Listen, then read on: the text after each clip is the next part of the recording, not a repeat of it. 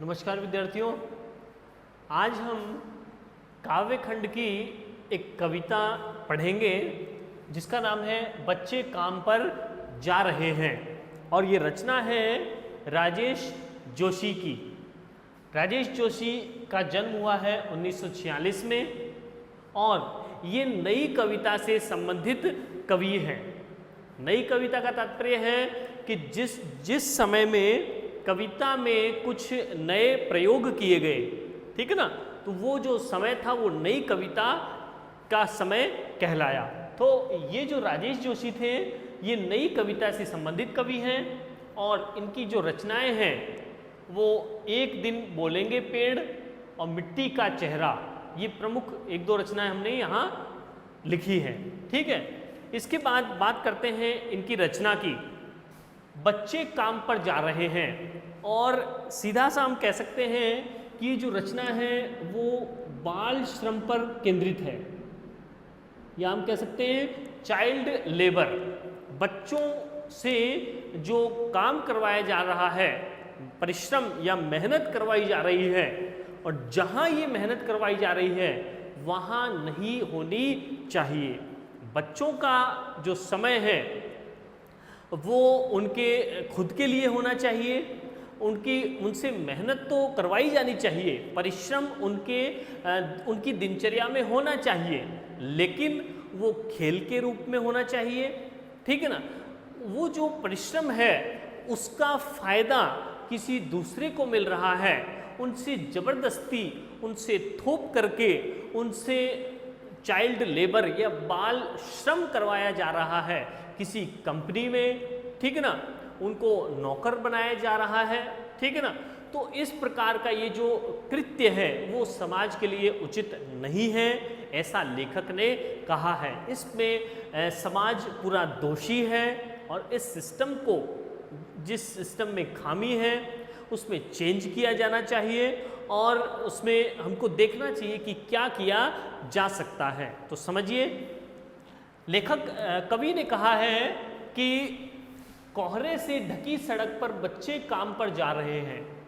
ठीक है ना, कोहरे से ढकी होने का मतलब है कि सुबह का समय है और सुबह धुंध है, ठीक है ना, कोहरा छाया हुआ है चारों तरफ, या कह सकते हैं अत्यधिक ठंड के समय, अत्यधिक सर्दी के समय में भी वो जा रहे हैं, अर्थात वो काम करने को मजबूर हैं। ठीक है, तो क्या कहा है कि जो अत्यधिक सर्दी के समय जो सड़क जो है वो कोहरे से ढकी हुई है, रास्ता दिख भी नहीं पा रहा है, इतनी सर्दी में भी वो छोटे जो बच्चे हैं, ठीक है ना, वो छोटे बच्चे काम पर जाने को मजबूर है या रोजगार करने को मजबूर है, वो नौकरी करने को मजबूर है। सुबह ही सुबह बच्चे काम पर जा रहे हैं, ठीक है ना। जिस प्रकार एक जो व्यक्ति है वो अपने पैरों पर खड़ा है, वो रोजगार करने के लिए वो जा सकता है क्योंकि वो मैच्योर हो गया है, ठीक है ना, उसी प्रकार से वो जो छोटे बच्चे हैं वो भी मैच्योर क्यों हो रहे हैं, मैच्योर क्यों होना पड़ रहा है उनको, परिपक्व क्यों हो गए हैं, ठीक है ना। उम्र तो उनकी परिपक्वता की नहीं है, ठीक है ना, 18 साल से वो कम हैं। वो बच्चे भी वो जीवन की ठोकरें खा करके, ठीक है ना, वो परिपक्व होने को मजबूर हो गए हैं, अपने पैरों पर खड़े होने के लिए वो मजबूर हो गए हैं, ठीक है ना। तो कवि ने क्या कहा है कि इतनी मजबूरी के कारण, इतनी सर्दी में भी वो छोटे बच्चे रोजगार करने के लिए या काम करने के लिए सुबह सुबह ही घर से निकल पड़े हैं। और क्या कहा है, हमारे समय की सबसे भयानक पंक्ति है यह है, हमारे समय की, वर्तमान समय में कहा गया है कि भारत जो है वो लोकतांत्रिक देश है और लोकतंत्र में क्या होता है कि चाहे वो गरीब हो, चाहे अमीर हो, चाहे छोटा हो या बड़ा हो, सबको समान अधिकार मिलना चाहिए। तो क्यों ऐसा है कि आज़ादी के इतने सालों के बाद भी इस लोकतांत्रिक देश में सब लोगों को समान अधिकार क्यों नहीं दिए जा रहे हैं? ठीक है ना। जिस प्रकार से एक कॉपी में हमने देखा है, कॉपी में जैसे नोटबुक में हमने देखा है कि ये हो गई हाशिया या मार्जिनल लाइन भी होती है साइड में, कॉपी के साइड में यहाँ पर, ठीक है, ये एक हाशिया कहते हैं इसको, हाशिए की लाइन या मार्जिन लाइन भी इसको कह सकते हैं। तो इस लाइन के इस तरफ बहुत कम स्पेस है, बहुत कम जगह है, इस लाइन के इस तरफ बहुत ज़्यादा स्पेस है, अच्छी जगह है। तो इससे हम समाज को समझ सकते हैं, क्या समझ सकते हैं कि समाज में दो वर्ग हैं मुख्य रूप से। पहला जो वर्ग है उसको इतना स्पेस मिला हुआ है, इतना ज़्यादा स्पेस मिला हुआ है, वो कुछ भी कर सकता है। सरकार की जो नीतियां हैं वो उन्हीं के आधार पर निर्धारित होती हैं। वो कौन सा वर्ग है? वो समाज का उच्च वर्ग है, कुलीन वर्ग है, और उन्हीं के आधार पर समाज अपनी जो योजनाएं हैं वो निर्धारित करता है, और जो राजनीतिक व्यवस्थाएं हैं वो भी उन कुलीन वर्ग पर आधारित हैं। ठीक है ना। तो ये जो वर्ग है, ये जो पैसे वाला वर्ग है, उसे इतना स्पेस समाज में मिला हुआ है, या कह सकते हैं अधिक अधिकार मिले हुए हैं। लेकिन दूसरी तरफ ये जो स्पेस है ये किसे मिला हुआ है? वो बिल्कुल जो तुच्छ वर्ग है या साइड में जिस वर्ग को रखा गया है, मजदूर वर्ग है, शोषित वर्ग है, दलित वर्ग हैं, उसको इस समाज से इतना स्थान दिया गया है, या कह सकते हैं कि इस समाज से उन्हें साइड में कर दिया गया है। ठीक है ना।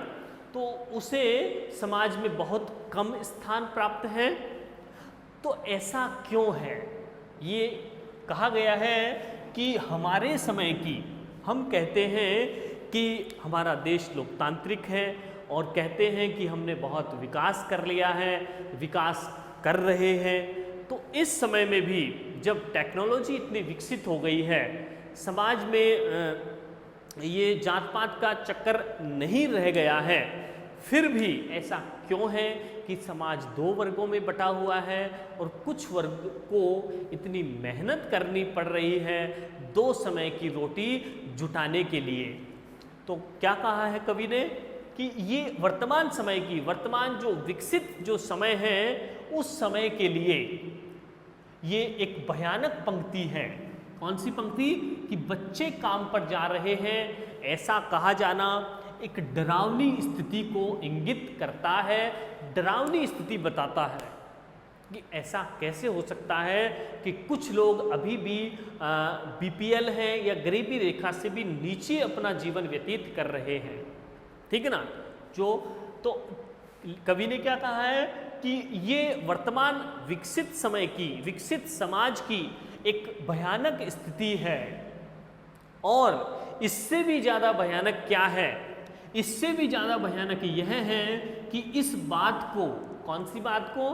कि बच्चे काम पर जा रहे हैं, इस बात को एक सामान्य विवरण की तरह लिखा जा रहा है। ठीक है ना। बच्चे काम पर जा रहे हैं, कोई ज़्यादा ध्यान नहीं दिया जा रहा है, जा रहे हैं तो कोई बात नहीं, किसी को फर्क नहीं पड़ रहा है। समाज का कोई भी वर्ग उन बच्चों पर ध्यान नहीं दे रहा है कि उनका जो समय है वो पढ़ने का है, खेलने का है, अपना शारीरिक विकास, अपना मानसिक विकास करने का जो समय है, उस समय में वो काम करने को मजबूर हो रहे हैं। ठीक है ना। इस बारे में, इस विषय में कोई उनकी तरफ देख नहीं रहा है, कोई उनकी सहायता नहीं कर रहा है, इस दिशा में कोई सराहनीय कदम नहीं उठा रहा है। ठीक है ना। तो कवि ने क्या कहा है कि ये जो पंक्ति है, ये जो स्थिति है, वो बड़ी डराने वाली स्थिति पैदा हो गई है। और इससे भी ज़्यादा डराने वाली स्थिति यह है कि कोई इस बात को सामान्य बात की तरह पेश किया जा रहा है, इसको दूर करने की कोई कोशिश नहीं कर रहा है। लिखा जाना चाहिए इसे सवाल की तरह, इस बात को कि बच्चे काम पर क्यों जा रहे हैं, आखिर कौन इसका जिम्मेदार है? समाज जिम्मेदार है या राजनीतिक व्यवस्थाएं जिम्मेदार हैं? ठीक है ना। तो कौन इसका जिम्मेदार है, ये समाज से एक सवाल किया जाना चाहिए। इस बात को, इस बच्चे काम पर जा रहे हैं, इस बात को समाज के सामने एक सवाल की तरह, एक प्रश्न की तरह प्रस्तुत किया जाना चाहिए कि बच्चे काम पर क्यों जा रहे हैं। ठीक है ना। इसके संभावित कारण कवि ने बताए हैं कि शायद ऐसा हो सकता है कि बच्चे जो काम पर जाने को मजबूर हैं वो अभी परिपक्व नहीं हुए हैं, युवा नहीं हुए हैं, फिर भी क्यों जा सकते हैं। शायद ये कारण हो सकते हैं। कौन कौन से कारण हैं? कि शायद अंतरिक्ष में गिर गई है सारी गेंदें, उनके पास जो गेंद थी, बॉल जो थी, खेलने की जो थी, वो क्या हो गई है, शायद अंतरिक्ष में चली गई है, आसमान में चली गई है, शायद गायब हो गई है। या फिर हो सकता है कि क्या दीमकों ने खा ली है सारी रंग बिरंगी किताबें, जो उनके पास जो बुक्स वगैरह थी, किताबें थी, वो उनके पास नहीं हैं, वो पढ़ नहीं रहे क्योंकि उनके पास किताबें नहीं हैं। किताबें कहाँ चली गई है? शायद दीमकों ने चट कर लिया है। दीमक जो एक प्रकार का जीव है, लकड़ी में लग जाता है, किताबों में लग सकता है। तो ये जो दीमक है, शायद इस दीमकों ने उन किताबों को शायद नष्ट कर दिया है। शायद वो किताबें खत्म हो गई, इसलिए वो और क्या करेंगे, काम ही करेंगे। और हो सकता है कि क्या काले पहाड़ के नीचे दब गई है सारे खिलौने, और जितने भी वो खिलौने थे, अगर वो खिलौने उनके पास होते तो वो खेल लेते।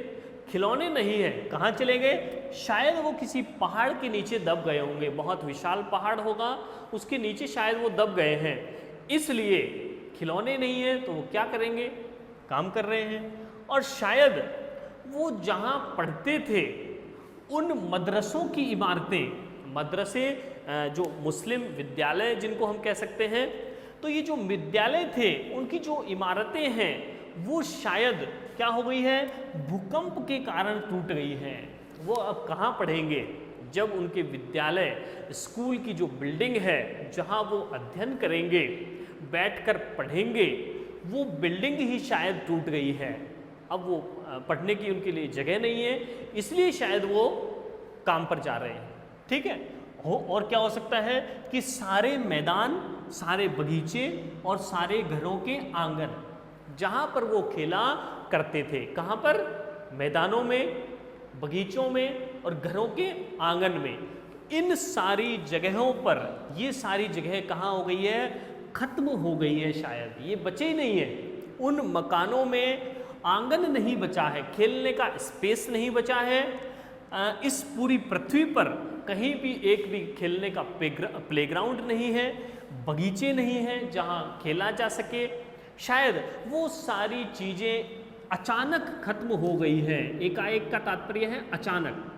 शायद वो चीज़ें गायब हो गई हो, शायद जादू से समाप्त हो गई हो, शायद ऐसा हो सकता है।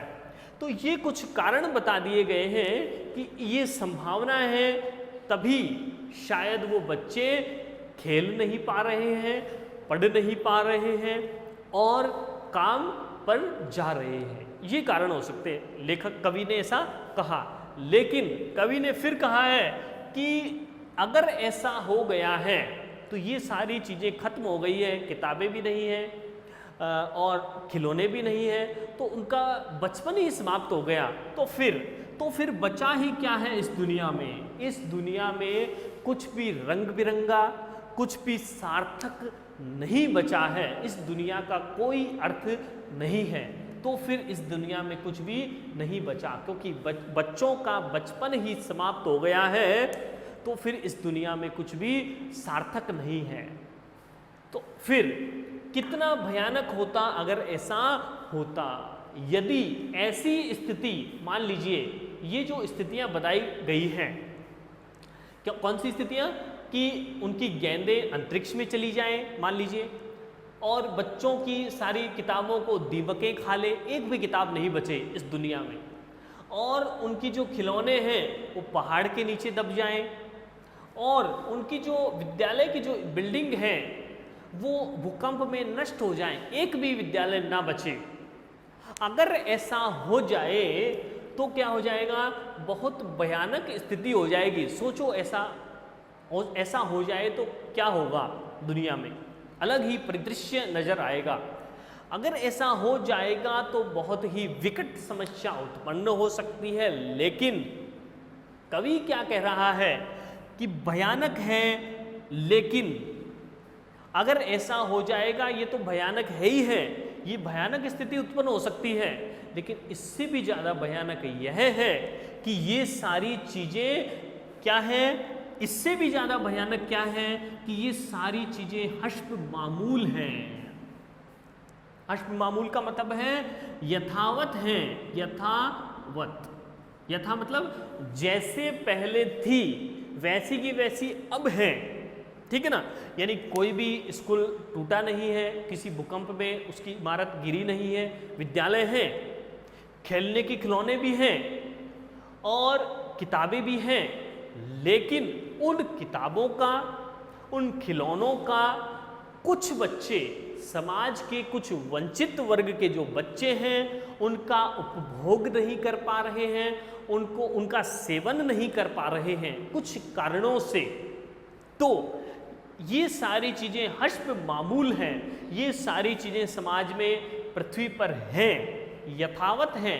फिर भी कुछ बच्चे दुनिया की हजारों सड़कों से, ये केवल भारत की बात नहीं हो रही है बल्कि पूरी दुनिया, ग्लोबल समस्या है ये, ठीक है ना, पूरी वैश्विक समस्या है कि इस दुनिया की हजारों सड़कों से गुजरते हुए बच्चे, बहुत छोटे छोटे बच्चे, नन्हे नन्हे वो हैं, अभी उनका दिमाग विकसित नहीं हुआ है, ठीक है ना, उनका शारीरिक विकास ढंग से नहीं हुआ है अभी तक, फिर भी वो छोटे छोटे बच्चे जो हैं वो काम पर जाने को मजबूर हो रहे हैं।